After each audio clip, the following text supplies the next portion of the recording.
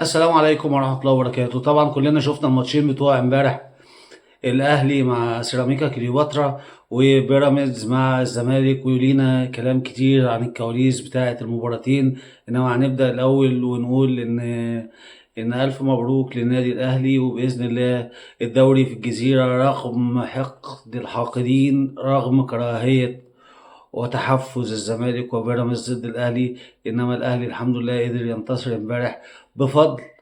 وافتكروا ان لو الدوري الاهلي كسبه هيتسمى دوري ياسر ابراهيم، لانه شال كوره من على خط المرمى. كان الموضوع هتنقلب الحسابات راسا على عقب، وقدرنا ان احنا نحتفظ على الفوز بتاعنا، وكسبنا امبارح سيراميك كليوباترا في ماتش عصيب صعبوا علينا كابتن عماد النحاس. مليون مبروك للأهلاوية. والزمالك كالعادة اتغلب من بيراميدز كما هو متوقع بأداء باهت 1-0 بفضل محمد عواد حارس الزمالك. هنبدأ الأول بماتش الأهلي. طبعا ماتش الأهلي لو انتوا اتفرجت، الناس اتفرجت عليه، المباراة كان السيناريو ولا أسوأ، لأن عماد النحاس اللي شكرنا فيه في المباريات اللي قبل كده أخطأ الماتش اللي فات خطأ جسيم لما جه يغير الكابتن عمرو السولية، وهو طلع يرفص، ودي مش أول مرة يعملها عمرو السولية سلوك ولا أسوأ. فاتفاجئنا من الكابتن عماد النحاس طالع ياخد بخاطره وطالع يعتذر له.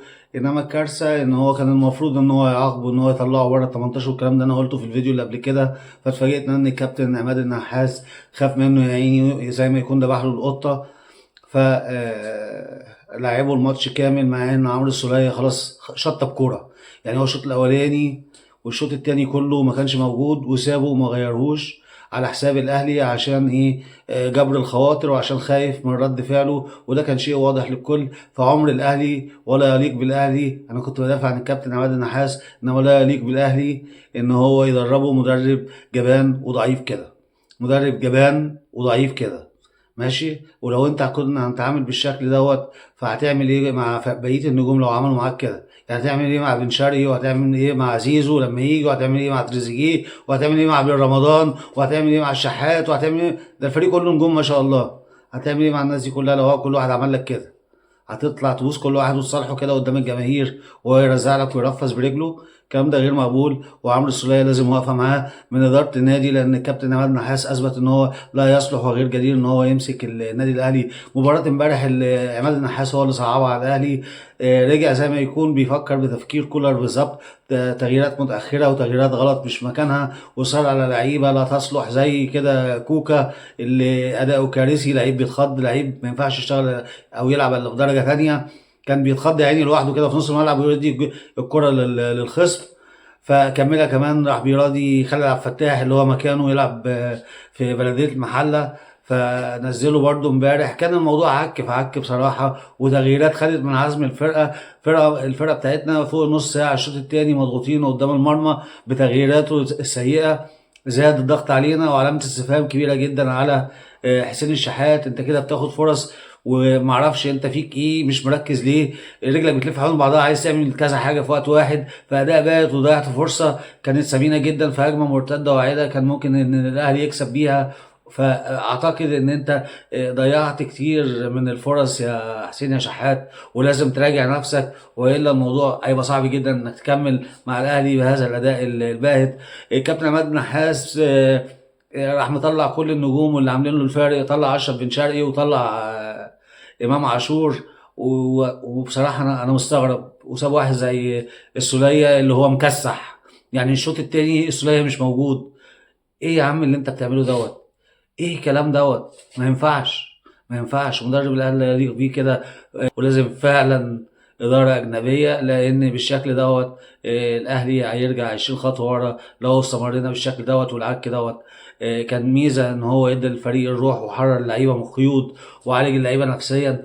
انما ان انت تبقى الاب الروحي وتبقى مطيب الخواطر بالشكل دوت وتيجي على حساب الفريق عشان تخاف من اللعيبه او ما تزعلش لعيبه، ده لا يصلح في الاهلي ولا يليق بالاهلي، وعلى الاداره ان هي تتحرك وتتعامل معاه في الماتشين اللي جايين دولت، لان هما ماتشين حياه او موت، والتخريف اللي كان بيعملها كولر لا تكرر تاني، وما يجاملش حد على حساب الفرقه لان الاهلي اكبر منه ومن اللعيبه ديت كلها.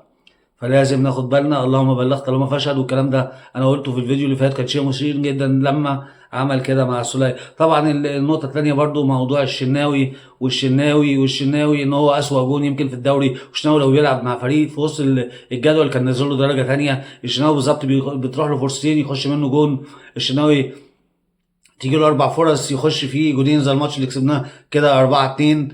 فالشناوي ولا اسوأ لعيب مش مركز، الجون بقاله سنه ضايع، برضو خايفين من الشناوي، عاملين حساب الشناوي كابتن تاريخي ومش كابتن تاريخي.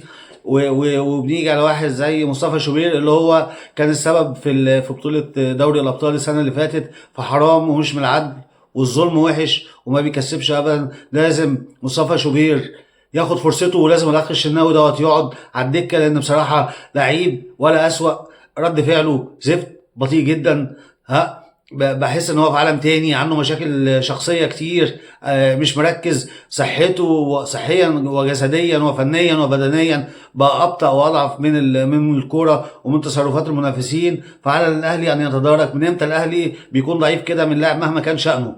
من امتى؟ فعلينا ان احنا نتدرج كده، وان شاء الله الماتشين الجايين يعدوا على خير، وان شاء الله الاهلي يكسبهم ويحسم الدوري ومحدش يفرح بينا. انما لو تعاملنا بعدم يعني بعدم عدل، صدقوني ممكن نخسر وممكن نتعادل بهذا الاداء وبهذا الفكر اللي عمله، او الطريقه اللي ابتدى يتبعها عماد النحاس في تغييراته وفي تعاملاته مع النقطة التانية اللي هو الماتش بتاع بيراميدز والزمالك. بصراحة يعني عواد بقى عرضه دي أكبر عنوان ممكن نقوله على المباراة ديت. أداء كارثي طبعا لعواد، وفيها شيء من مش سوء ظن، ده شيء كبير جدا من يعني التعمد من محمد عواد. كورة متشاطة بكل سذاجة، بتنط ومش سريعة، ويعني تقريبا بعد نص ملعب بشويه كره عرضيه ساذجه، راح عامل اسيست لابراهيم عادل بشكل غريب جدا، زي ما تكون الكوره يا اما مكهربه يا اما سخنه مولعه نار. راح بكل بساطه راح عامل اسيست لابراهيم عادل المنفرد تماما بالمرمى عشان يحطها ويجيب الجون الاولاني. ده عواد اللي بيقول لك انا جون مصر واحسن جون في افريقيا واحسن جون في العالم ومش عارف ايه، واللي كانت بتتكلم عليه الميديا الزملكاويه وعمالين يمجدوا فيه. جون ولا اسوأ جون ولا اضعف جون، مش تمام، جون حاجه مشينه في حق الزمالك. لو هما كانوا في اتفاقيات او كده بينه وبين بيراميدز، الزمالك ده تمام وده اخره، لازم الاداره تعرف كده. وكفاكم صويت وعويل ومظلوميه والحكام ومش الحكام، انتوا فرقه واقعه.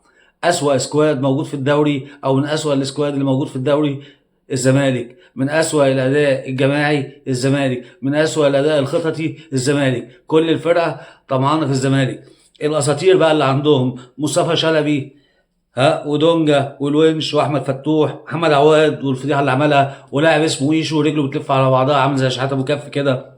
هي ده الزمالك امبارح، كانت حاجه تكسب، ولا في روح ولا في رغبه للفوز ولا في اداء ولا في خطه ولا في اي حاجه. طبعا مش هنلوم على ايمن رمادي، لان الموضوع ده واضح ان هو باتفاق ان احنا عايزين الموضوع يمشي كده، شايلني وشايلك، فعدي لك ماتش الكاس فناخد الكسبه لما نطلع زلبطه، ما نطلع من موسم صفري.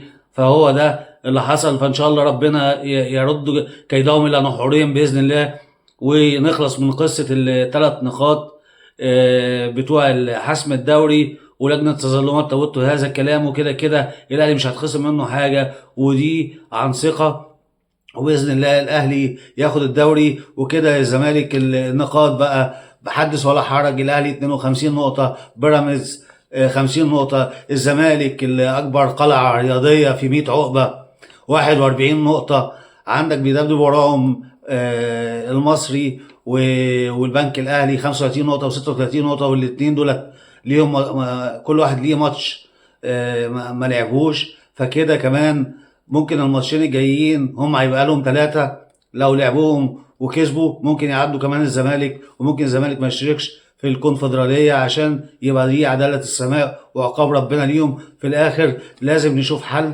ولازم الأهلي الإدارة تتدخل، ولازم اللعيبة سيئات السلوك. ما حدش يقول لي عمرو السولية مؤدب وأبو ليلى وأبو مش وأبو عزة ولعيب كويس. لعيب كويس يبقى شكله مضمونا في التعاملات، مش أول مرة يرزع برجله ويشوط الأيس باكيت ويرمي الإزازة والكلام دوت.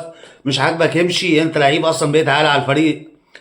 عمرو السولية عالي على الفريق، محمد الشناوي عالي على الفريق. من امتى الاهلي بقى فيه مجاملات؟ اتمنى الموضوع ده يتم تداركه، وان شاء الله نحتفل كلنا بالدوري. بس لازم نعمل تصحيح مسار، لان الاهلي فيه سكواد عظيم، محتاج مدرب قوي، ومحتاج اداره تتدخل وقت الغلط وتقول اقف عندك، لا يصح الا الصحيح.